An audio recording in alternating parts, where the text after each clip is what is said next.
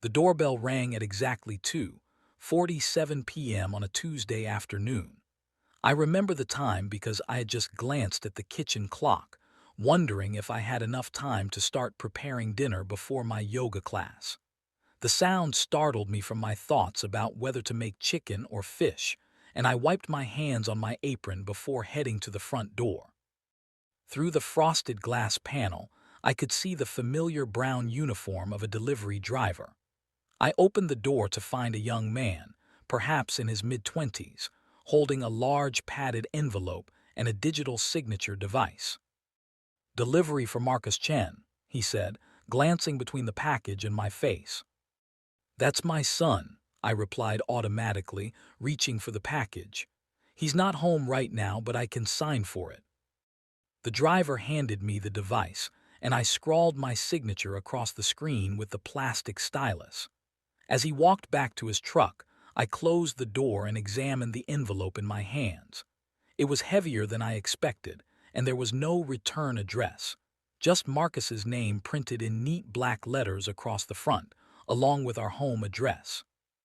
My son Marcus, 28 years old and a supposed consultant for a tech firm downtown, had left for what he called a big client presentation in Seattle 5 days ago.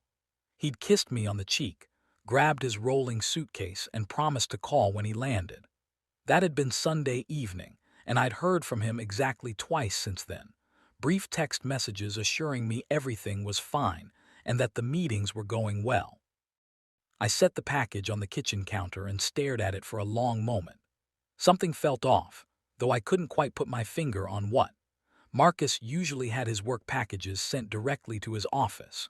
In the 3 years since he'd taken the consulting job, I could count on one hand the number of times he'd had professional deliveries sent to our home, the house where he still lived, saving money for a down payment on his own place, or so he said.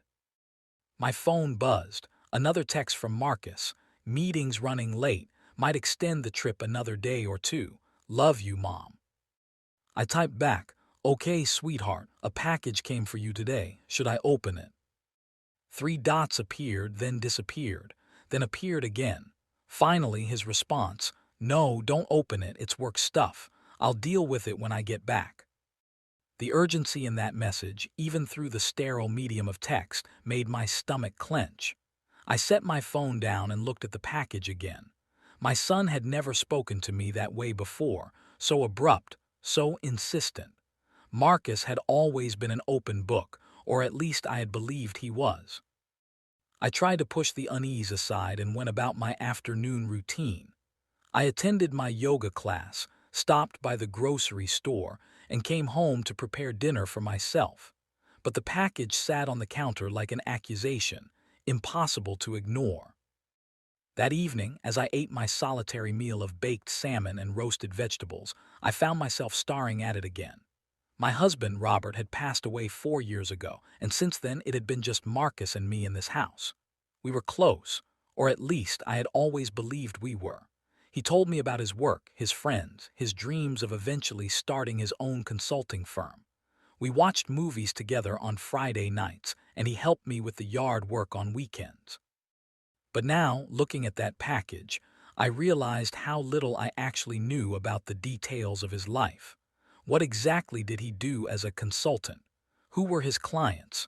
Why would he need to travel to Seattle with almost no notice? I picked up my phone and scrolled through our recent text conversations. They were pleasant but superficial, reminders about picking up milk, questions about dinner plans, brief exchanges about our days. When had we stopped having real conversations? Sleep didn't come easily that night. I lay in bed, listening to the old house creak and settle, and thought about the son I had raised. Marcus had always been a good kid, studious, responsible, maybe a little too serious at times. He'd excelled in school, graduated with honors from the state university with a degree in computer science, and landed his consulting job within months of graduation. He paid rent, helped with bills, and never gave me reason to worry.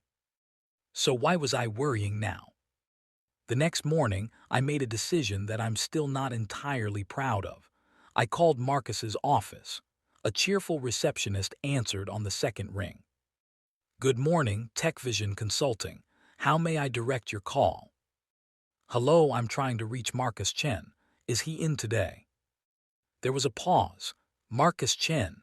I'm sorry, ma'am, but we don't have anyone by that name working here. My heart stopped. Are you sure? He's been with the company for 3 years. He's a consultant. I've been here for 5 years and I know all our consultants. There's no Marcus Chen. Perhaps you have the wrong company. I hung up without another word, my hands shaking. For several minutes, I sat at the kitchen table trying to process what I just learned. My son didn't work where he said he worked. He'd been lying to me for 3 years, maybe longer. The package seemed to pulse with significance now. I walked over to it, picked it up, and this time I felt along its edges. There was something hard inside, rectangular and solid. My fingers found the sealed flap, and before I could second-guess myself, I tore it open. Inside was a laptop, sleek, expensive-looking, and definitely not the one Marcus usually carried to his supposed job. Beneath it was a stack of papers held together with a binder clip, and a USB drive in a small plastic case. My hands trembled as I pulled out the papers. The top page was a contract with a law firm I'd never heard of, offering Marcus a position as a junior partner specializing in corporate fraud investigation. The date on the contract was from 2.5 years ago. I sank into a kitchen chair, papers spread before me on the table. As I read through them, a story began to emerge, one I had never suspected. Marcus wasn't a consultant at all.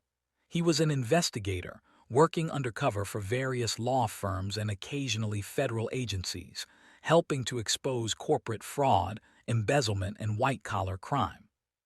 The papers included case summaries, carefully redacted to protect identities, but detailed enough for me to understand the scope of what my son had been doing.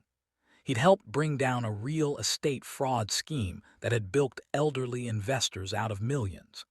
He'd gathered evidence against a pharmaceutical company that was falsifying drug trial results.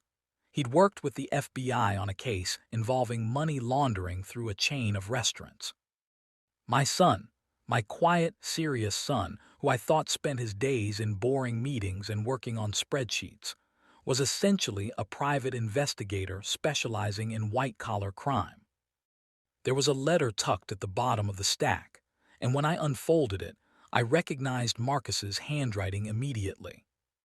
"Mom," it began, "if you're reading this, then my emergency package reached you, which means something has gone wrong with my current case. First, I need you to know that I'm probably safe. I have protocols in place. Second, I'm sorry for lying to you all these years. I never meant for it to go on this long. I couldn't tell you about my real work because of safety concerns, both yours and mine. The people I investigate are dangerous when cornered, and I couldn't risk them using you to get to me. I also couldn't risk you worrying every time I left the house. But I need you to know that this work matters to me. After Dad died from that medication that was never properly tested, I felt helpless. Then I discovered I could do something about people like that, the ones who put profits over lives. I'm good at it, Mom. I have a knack for getting people to trust me, for spotting inconsistencies, for putting together pieces that others miss. If you're reading this, I need you to take this laptop to my colleague, Sarah Martinez. Her number is programmed into the phone that should also be in this package. Tell her code word Lighthouse. She'll know what to do, and she'll make sure I'm safe. I love you, Mom. I'm sorry for the lies. I promise we'll talk about everything when this is over. Marcus. I checked the envelope again and found, taped to the inside seam, a basic mobile phone. A burner phone, I realized. My hands were shaking so badly now that I almost dropped it.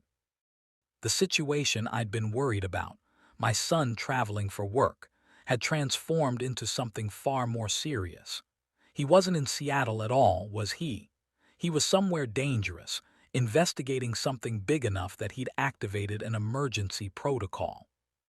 I dialed the number for Sarah Martinez with trembling fingers. She answered on the first ring, as if she'd been waiting. Sarah Martinez. Hello, my name is Janet Chen. I received a package meant for my son Marcus. He told me to call you and say, Lighthouse. There was a sharp intake of breath on the other end. Mrs. Chen, stay calm. Is anyone watching your house?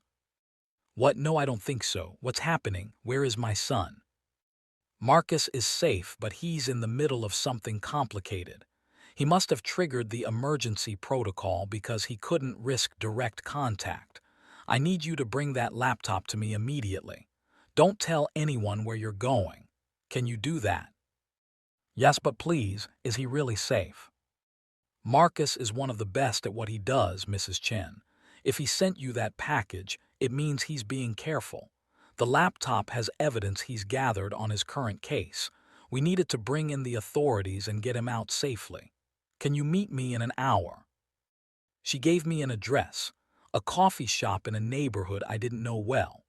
I agreed, hung up, and sat for a moment in my kitchen, trying to absorb the reality that my entire understanding of my son's life had been a carefully constructed fiction. I packed the laptop, papers, and phone back into the envelope, grabbed my purse and car keys, and headed out the door. As I drove through familiar streets that suddenly seemed foreign and full of potential danger, I thought about all the evenings Marcus had come home from work, looking tired but satisfied. I thought about the times he'd left on business trips and come back with stories about boring presentations and bad hotel food. He'd been lying, yes, but he'd also been protecting me. And more than that, he'd been doing something meaningful, something that honored his father's memory in a way I'd never imagined. Sarah Martinez was waiting at a corner table in the coffee shop, exactly as she described herself over the phone. She was in her 40s, professionally dressed, with sharp eyes that missed nothing. When I handed her the envelope, she checked its contents quickly and then looked at me with something like sympathy. Your son is exceptional at what he does, Mrs. Chen. The case he's working now is probably the biggest of his career. He's infiltrated a consortium of companies that have been collaborating on price fixing and insider trading on a massive scale. The evidence he's gathered could send a dozen executives to prison and recover hundreds of millions of dollars. When will he come home? I asked, my voice barely above a whisper. Soon. Once we turn this evidence over to the federal prosecutors, they'll move fast. Marcus will be in protective custody for a few days, but then he'll be able to come home and explain everything himself. 4 days later, Marcus walked through our front door, looking exhausted but unharmed. I met him in the entryway and, without a word, pulled him into a hug that he returned with equal fervor. I'm sorry, Mom, he whispered into my hair. I'm so sorry. I know, I said. I know why you did it, but no more lies, okay? We figure out a way forward together. He nodded and we moved to the kitchen, the same kitchen where his package had arrived and shattered my comfortable ignorance. Over tea and the cookies I'd stress-baked the day before, he told me everything. The real stories behind the business trips, the danger he sometimes faced, the satisfaction of bringing corrupt people to justice. And I told him about his father and how proud Robert would have been. We're still figuring out our new normal. Marcus and I, he's taken a brief leave from his investigative work to rest and to give us time to adjust to this new reality. We've talked about the future, whether he'll continue this career, what precautions we'll take, how we'll communicate when he's on a case. But I no longer wonder about the man my son has become. He's braver than I ever knew, more dedicated than I imagined, and still, somehow, the same caring person who helps with the yard work and watches movies with his mother on Friday nights. All because a courier delivered a parcel in his name.